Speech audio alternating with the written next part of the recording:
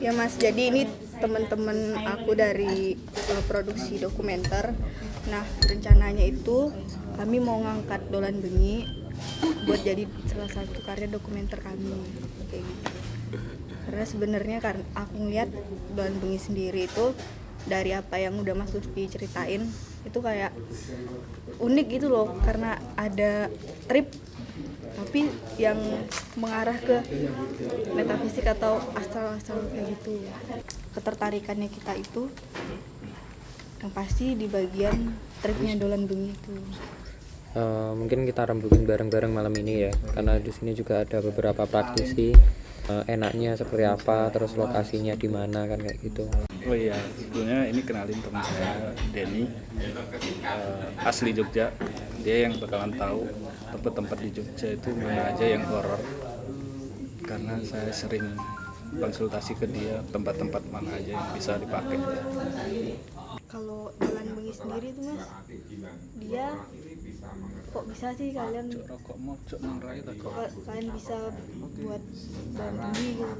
Awalnya itu kita tuh ngelihat salah satu trip jalan-jalan di lokasi syuting di salah satu film gitu.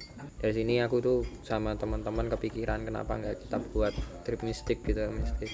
Aku sendiri juga berpikiran lah teman-teman yang ada ini sudah basic ke spiritual gitu, dan sedangkan aku dulu juga basicnya di hipnoterapi. Nah jadi kita kolaborasi kayak Mas Anjar itu di bagian kayak penarikan, nah kayak gitu itu penarikan benda pusaka. Pernah dapet tapi Mas gitu.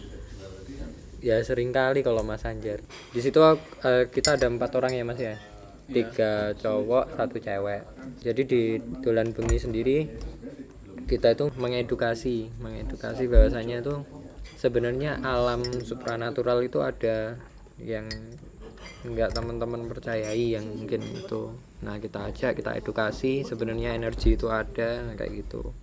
Tapi kita bisa nggak sih Mas bareng-bareng sama Dolan Bengi? Mungkin kalian menyediakan trip buat kita gitu. Bisa. Ntar kalau memang kalian pingin, kita open trip aja. Tadi kan sempat dibahas tempat-tempat horor di Jogja. Ya. Nah itu berarti Ada gambaran nggak sih Mas? Rencana sih kita ntar kalau memang mau open trip, kita mau bawa kalau nggak ke Goa Naga, ke Pleret. Goa Naga itu konon dulunya itu tempat bertapanya Hamengkubuwono ke-9. Terus di situ tempat penyimpanannya benda-benda pusaka keraton itu. Di Pleret itu sebenarnya cerita kerajaan sih, cuman ceritanya unik tentang cinta-cintaan. Ya, tentang percintaan. Dan di situ ada makamnya dalang sama penabuh pengrawitnya itu. Itu ada di situ semua, termasuk sinden, komplek makam pahlawan. sama istrinya dalang.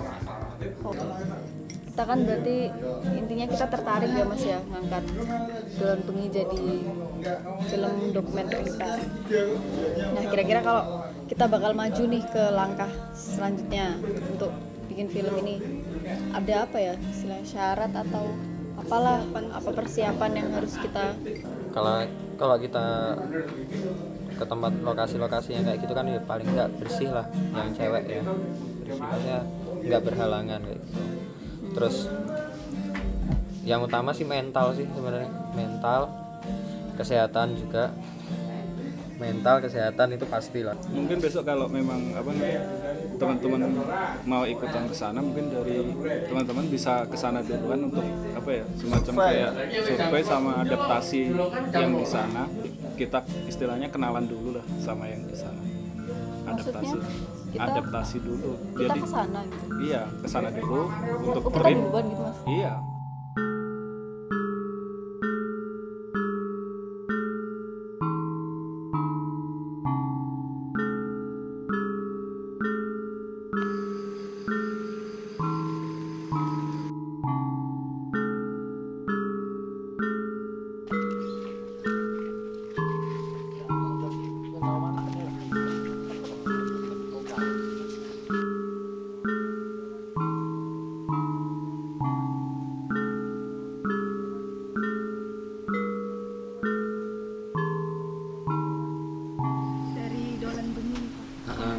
saya.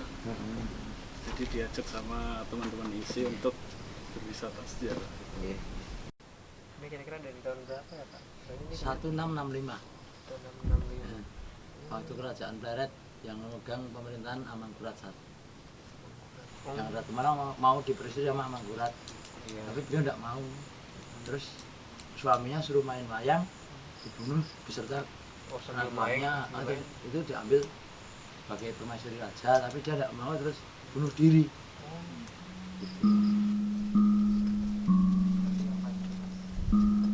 Jadi nih yang kuning punya Ratu Malang, istri dari Panjang Mas. Terus yang sebelah ini Dewi Roro Ismi, kakak. oh kakaknya. Ini pembantunya Dewi Ratu Malang. Ini apa? Pendampingnya Dan Panjang Mas. Yang dalangnya ya. Dalam.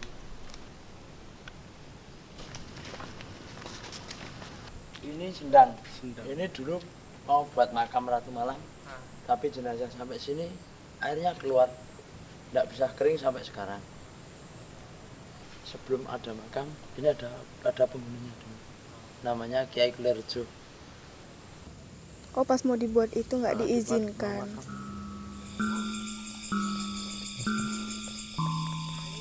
Oke, assalamualaikum warahmatullahi wabarakatuh.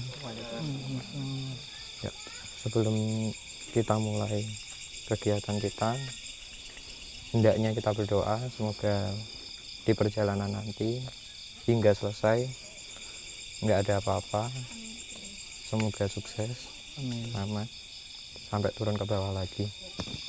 Jadi untuk kita ajak kru untuk ngeksplor lokasi, ya langsung aja ini dari bawah, nanti masuk ke areanya makam dalam, terus habis itu ke bagian sendang.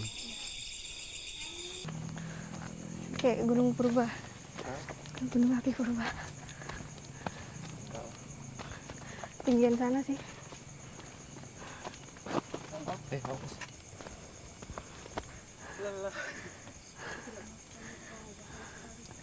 Kita nyampe di depan sini, ada dua sosok macan di depan. Menunggu ya Pak ya. Aku sendiri belum masuk ke dalam aja udah ngerasakan agak benturan energi ya, karena di dalam energinya campur, negatif dan positifnya agak kuat memang. Mungkin itu sih yang masih aku rasakan saat ini.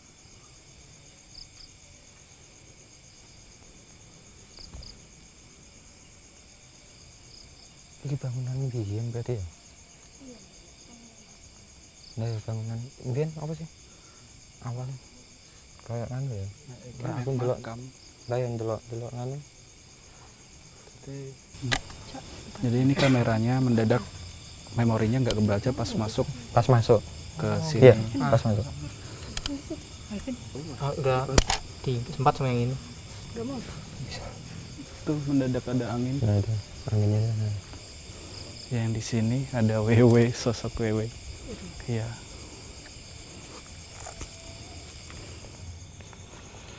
Assalamualaikum kaki danyang nyanyi danyang ingkang bau reksa.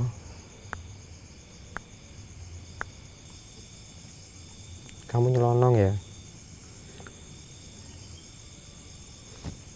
Nyelonong ya soalnya kamu. Aku katanya menyenggol salah satu makhluk yang jagain pintu gerbang masuk makam. Nah itu wah takut sih, takut banget malah. Dimaksudin gitu nggak mau. Nggak mau. Apa kita itu besok kita iniin semua gitu ya Allah? Iya seharusnya. Nggak buat apa-apa. Mau kerja kelompok ini. Mau kerja kelompok nih. Mau kerja kelompok ini. Teman dia ada kerja kelompok nggak? Minta kerjasamanya ya. Iya. Kami dari isi. Coba lihat wajahnya. Capek. Ya sedikit Pucat. Karena sesuatu yang kita tidak tahu.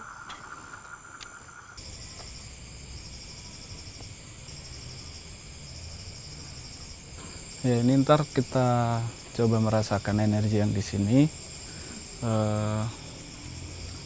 Kita coba rasakan pakai tangan kita. Jadi semuanya ntar tangannya gini. Nanti ketika ada getaran atau energi yang menarik itu biarin aja. Jadi biarin biar gerakin tangan kita kemana aja, ikutin aja dulu.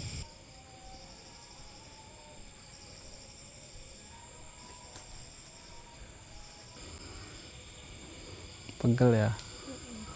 Iya, awalan memang kayak gitu.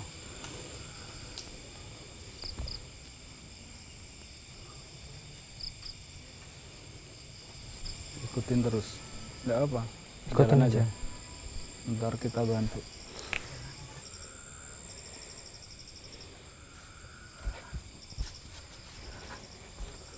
Nggak usah ditahan, tarik energinya,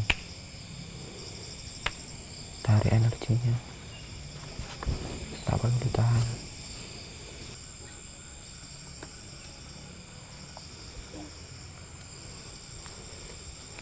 Samping kanan itu apa deh? Samping kanan Iya, di bawah. Gemeter. nggak apa. Santai. Terus tadi gimana? Ketika jatuh, terus ngelihat atau ngerasain apa? Kayak mau keluar malah. Keluar badan. Itu kalau di hipnoterapi itu kamu udah masuk dalam kondisi deep trance. Nah, matamu kan goyah kan. Nah, itu masuk dalam kondisi deep trance. Ketika deep trance itu semua batinmu, semua itu kebuka semua. Apa yang kamu rasakan di sini bakal terasa. Putu ini energinya udah ada gitu loh, udah kebuka. Kemarin kita lihat, para teman-teman praktisi lihat itu beberapa makhluk banyak yang ingin masuk ke tubuhnya Putu. Cuma ya itu tadi, Putu itu ternyata ada energi yang mengitari tubuhnya Putu, sehingga energi-energi lain yang mau masuk tertutup gitu loh, tertutup dengan energi yang ada di Putu. Mungkin bisa sharing ya apa yang dirasain. Teman-teman kan masih pertama kali kita ajak explore, kita ngajak ngerasain. Nah, itu emang hal wajar. Karena kita ngeluarin energi dari diri kita untuk ngerasain energi yang ada di sekitar kita. Iya. Cuman gerak dikit anget, Iya. tapi agak dingin gitu. Iya, betul. Jadi di sini ada energi positif, ada negatif. Yaitu tadi kalau yang bisa ngerasain hawanya hangat sama dingin. Biasanya sih dari hawa nanti muncul ke ini suara-suara. Nah, dari suara-suara nanti kalau emang peka banget kita muncul visual di penglihatan kita. Masnya ngerasain nggak sama sekali. Nah, itu dia, karena tiap orang emang punya kepekaan yang berbeda. Terus emang ada yang bertahap, ada yang nggak sama sekali, ada yang langsung gitu. Emang wajar gitu.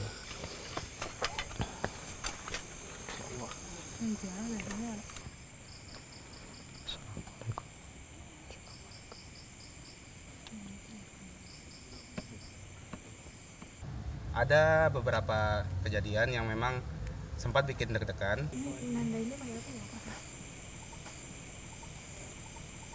Apa? Anu. Oh iya, kebawa energinya. Kenapa?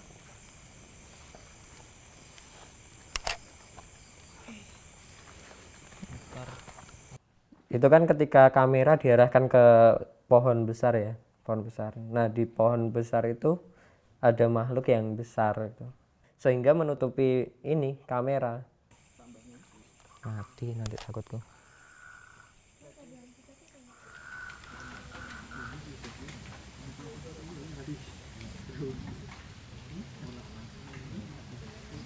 Kelanjut, soalnya nggak bisa minta lama-lama. Ya lah, saranku uji nyali cancel aja. Nggak apa-apa, cuman nggak lengkap rasanya nih kalau Enggak, ini loh mas tuh, ini terkait aku minta alam. Nah itu loh, lebih baik mana coba itu loh. bukannya nggak kuat itu hujannya cuma bentar ya. Kalau ada kono gelem enggak? Pak Cito itu mah ujinya nggak apa-apa. Pripun? Pak niki rencana kan badhe melanjut. Nggih. Misalnya dibareng misal enten sing uji nyali enten sing medumisasi. Nah misalnya uji nyali kan dhuwur niku pripun Nek kula malah tambah dalam mawon uji nyali. teng mriki mawon. Nggih. Lah kula ngrasane teng mriku pun Mawon. mboten angsal. Kan nunggu lah. Nggih. Nunggu sak dupo habis rakwat mesake Mbak Keren ikuti terus masalah. Nggih. Kalau ke sana lagi ndak kuat ini bisa. Dibeloke emang Vera terus. Iya, jadi Mbak Vera. Kan sengaja aku gak bilang mudine Vera wedi nang kono. Enggak apa. Enggak. Ayo sekarang Aku udah diceritain loh masnya. ngeset alat di situ aja. Nah, aku deg-degan nih sumpah. Lumayan enggak usah takut.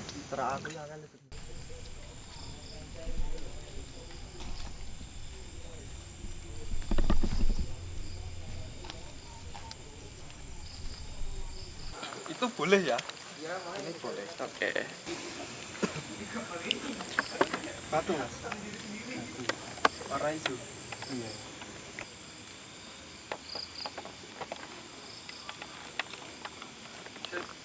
Ya. Sampun mas. Ini batu virus ya? Terus itu. Virus urate oke. Itu sosok yang ngasih kayak apa? Kalau aku tadi tahu cewek, ya, cewek tidak boleh menyedot, tapi kalau dikasih tidak apa-apa. Dari siang tadi udah dikasih tahu mas ada yang dikasih, tapi saya tidak berani bilang dulu. Ya kejutan ya Pak. Kejutan. Nama saya Aldino Yoga Pradana dari Wonosobo. Nah, tadi saya sempat ngobrol itu kan ada sosok yang pakai beskapan gitu ya, pakai pakaian abdi dalam. Tak kasih satu bahasa Jawanya di rumah ya. Oh iya, dirawat ya gitu. Oke.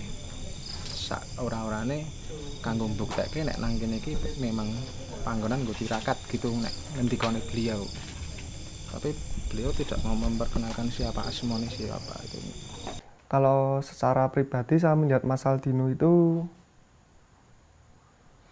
istilah Jawa satu ada yang ngomong juga. Terus kemampuan kebatinannya cukup tinggi. Dan dia sering lelaku.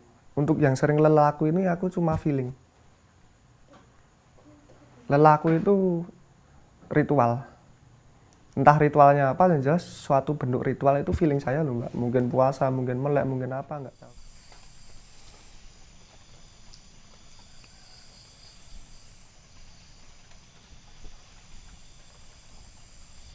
Di situ kita langsung praktek untuk mediumisasi.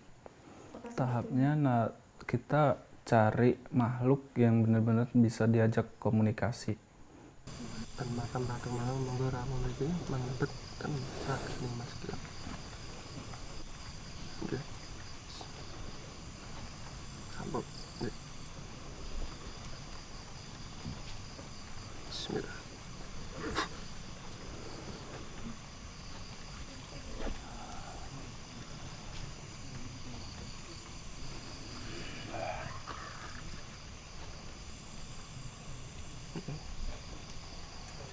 Assalamualaikum Nyai.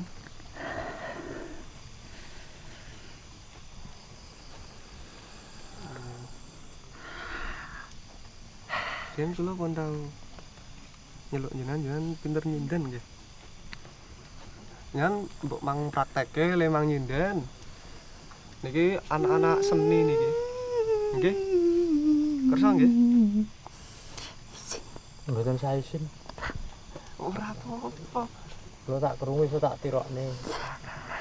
Biasa kerungu. Biasa kerungu ta, Bro. Liyane mboten kerungu. Do ning kono. Do kan mriki kan anggere sindenan.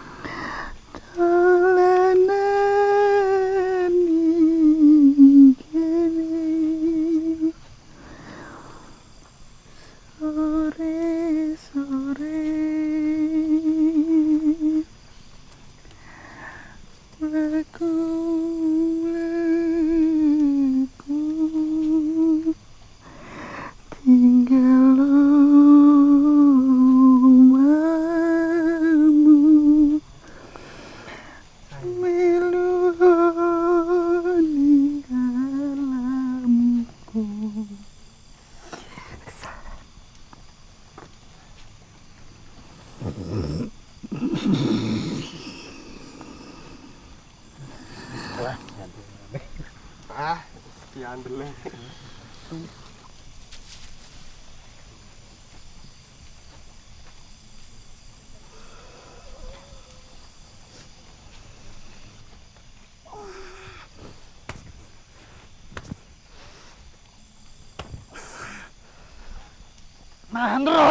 Dia tahu-tahu dorong mengeluarkan suatu energi dan dilontarkan ke saya. Saya kaget, langsung saya tahan, tapi aku udah kena saya. Saya pas lengah pada waktu itu. Karena saya balikan lagi. Mas Gilang juga ikut sakit. Itu serius itu, Mas.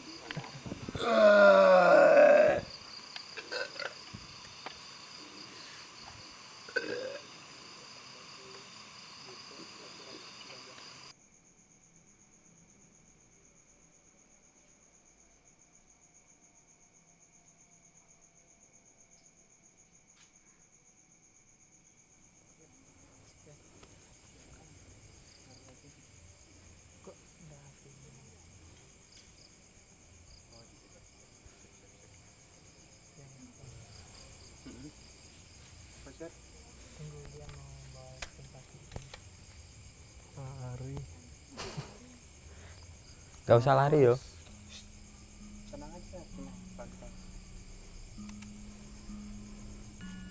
Jadi sebelum ikut trip itu aku emang udah bisa ngerasain sesuatu yang gak kelihatan. Tapi hal itu tuh aku kesampingkan dan aku lebih berpikir kalau hal itu tuh ya udah positive thinking aja, itu tuh nggak ada gitu. Jujur waktu selama trip aku nggak terlalu merasakan hal-hal yang aneh-aneh atau yang gimana-gimana. Walaupun sebenarnya praktisi itu bilang bahwa setiap orang itu berbeda. Ada yang peka, ada yang enggak. Nah, mungkin aku termasuk golongan yang enggak peka. Bahwa rasa takut itu dibentuk dari sugesti. Kalau kamu mencoba untuk tidak takut, ya mungkin kamu nggak akan ngerasain rasa takut itu gitu. Tapi sering berjalannya waktu, banyak hal yang aku dapetin dari praktisi, banyak informasi yang aku dapetin tentang dunia tersebut. Sehingga setelah aku ikut trip, aku lebih bisa menghandle rasa takut. Bahwa setiap tempat itu sebenarnya mempunyai satu yang menghuni di sana. Jadi kita kemanapun kita pergi, seharusnya kita minta permisi atau baca salam sih sekurang-kurangnya. Sejatinya itu ketika mereka mau ngasih tahu kita sesuatu atau mengajak berkomunikasi, itu ada sesuatu yang akan disampaikan. Kalau misalnya mereka mengganggu kita, berarti ada masalah dari kita. Karena sejatinya mereka nggak akan ganggu kalau kita nggak ganggu mereka duluan.